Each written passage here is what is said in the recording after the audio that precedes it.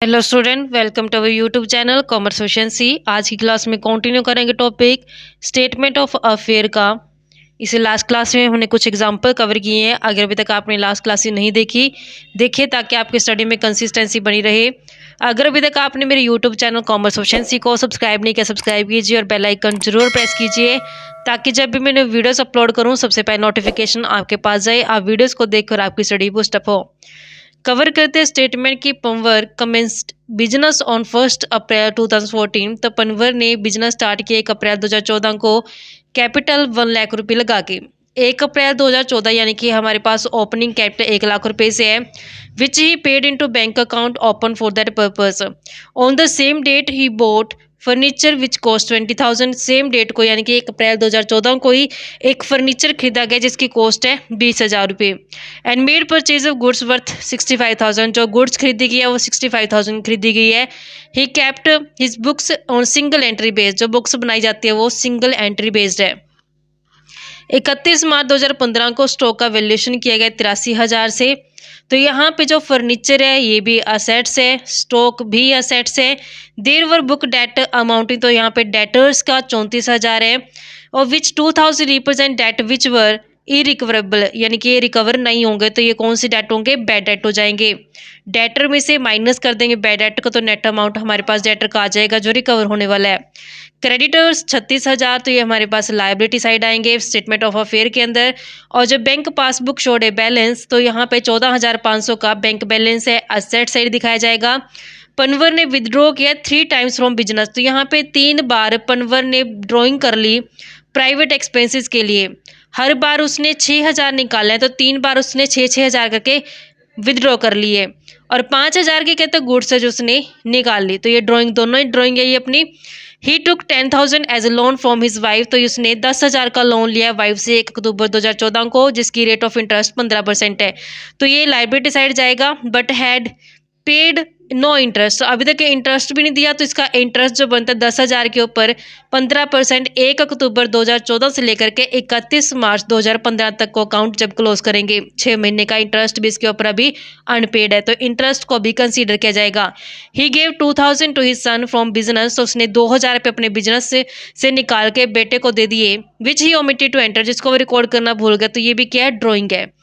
You are required to prepare a statement showing profit और loss in the business, तो यहाँ पे prepare करनी है स्टेटमेंट जो प्रॉफिट और लॉस बताएगी 31 मार्च 2015 का, जो ये इन्फॉर्मेशन गिवन है इसके बेस पे।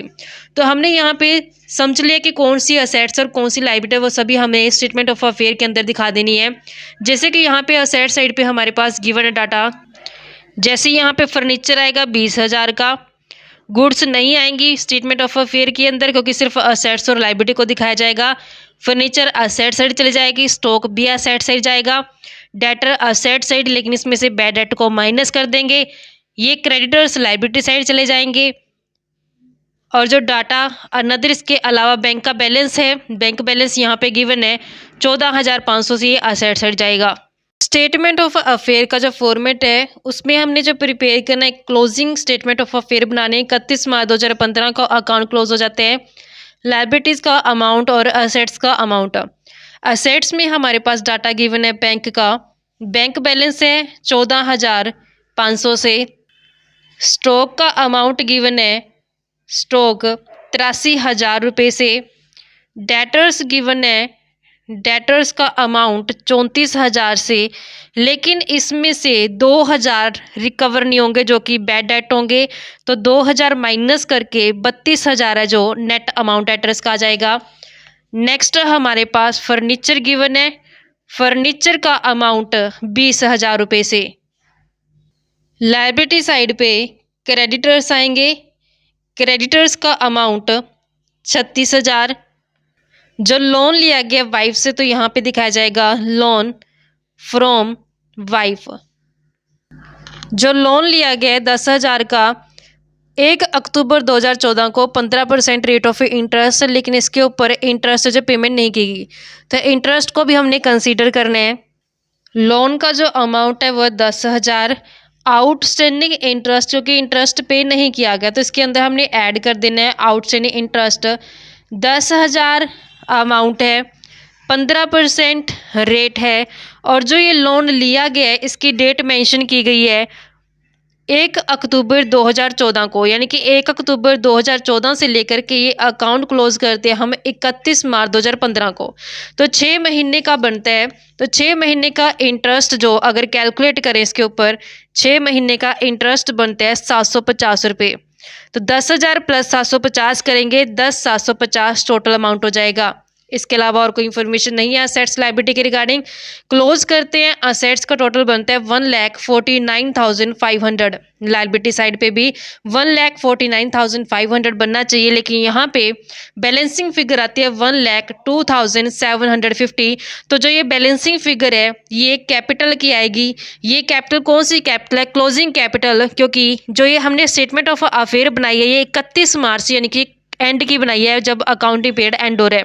तो ये कैपिटल हमारे पास क्लोजिंग कैपिटल कहलाएगी।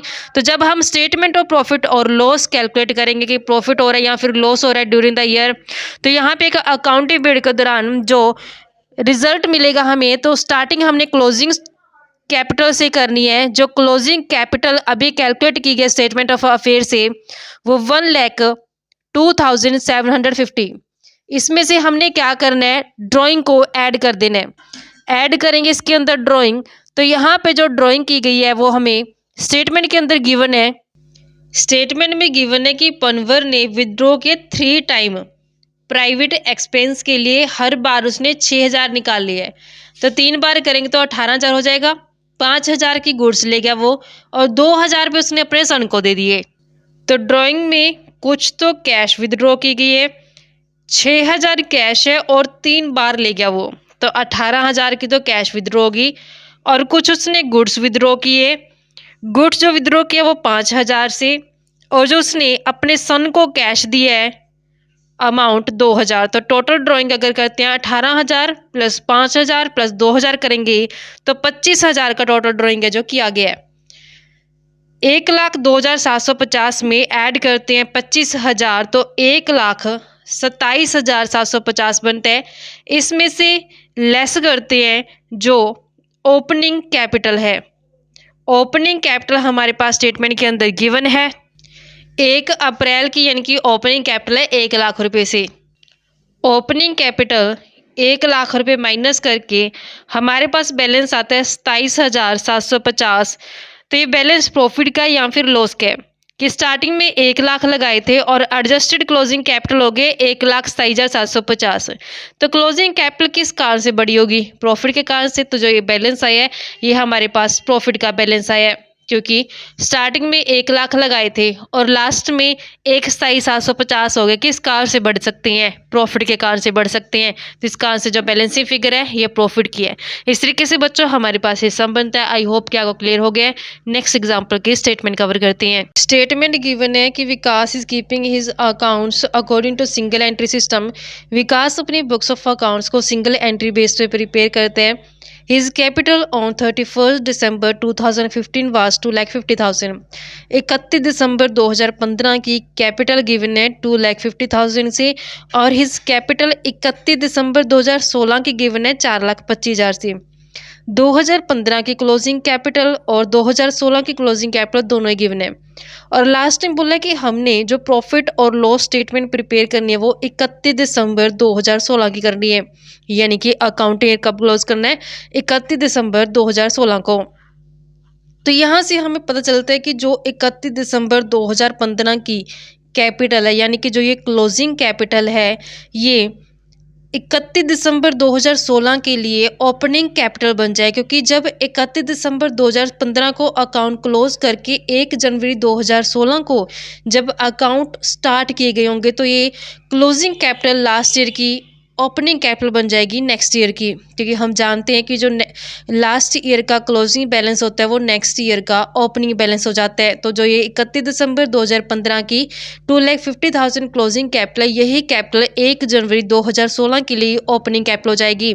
तो यहाँ पे ओपनिंग कैपिटल 2,50,000 हो गई है। 31 दिसंबर 2016 के लिए जो 4,25,000 ये क्लोजिंग कैपिटल हो गई है। इस बार हमें ओपनिंग और क्लोजिंग दोनों ही कैपिटल गिवन है।